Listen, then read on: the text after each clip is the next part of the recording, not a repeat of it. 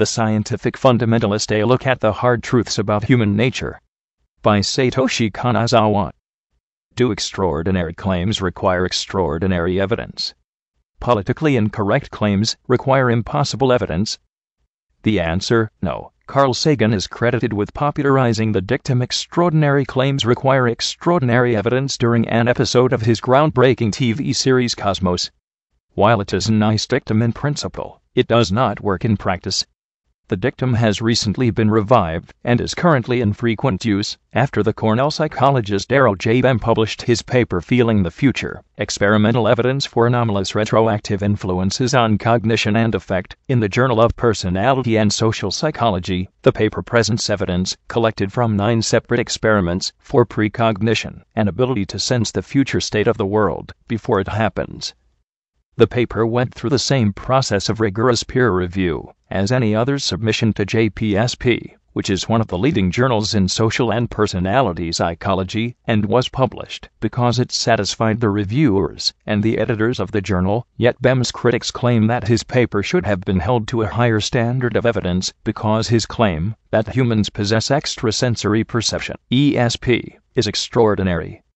The critics invoke Sagan's dictum "extraordinary claims require extraordinary evidence" in their own claim that Bem's paper should not have been published. Bottom of form. The problem with the dictum is that there are no absolute criteria for what counts as extraordinary claims. In particular, what counts as extraordinary depends entirely on what you know and believe. In the extreme case, if you know nothing, then everything is an extraordinary claim.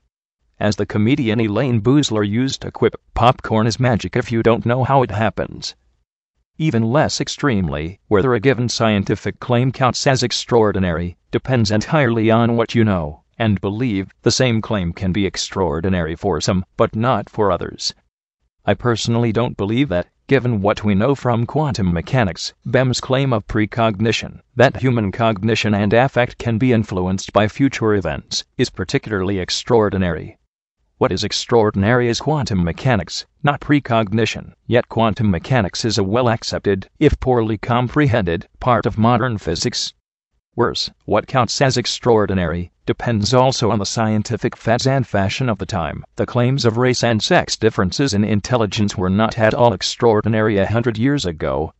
They are considered to be extremely extraordinary today, requiring extraordinary evidence. They will no longer be extraordinary in 100, or, hopefully, 5 years from now. The biggest problem with the dictum "extraordinary claims require extraordinary evidence" is that it is often, and usually used, politically. It is used too often to silence and censor politically incorrect claims that people do not like. Extraordinary claims require extraordinary evidence often transforms into politically incorrect claims require extraordinary, and thus impossible, evidence. As Robert Kurzban notes, this is the major reason evolutionary psychology is often held to higher standards of evidence. It is perfectly fine to hold evolutionary psychology, or any other scientific field, to higher standards of evidence, as long as all other fields are held to identical standards. The required level of evidentiary standards cannot depend on the conclusion or the contents of the claims, especially on how politically correct or popular they are.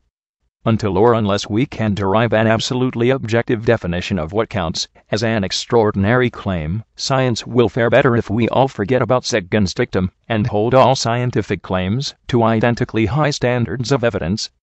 And I would add that ESP, or psi, exists, proven to the same statistical evidential standards as used in medicine, and that psi connection to deceased people, murder victims, via mediums, is established in 81 court cases, where forensic evidence supports the medium's testimony and withstands rigorous cross-examination, a jury's considered opinion, and subsequent appeals, to score 81 convictions. Links below.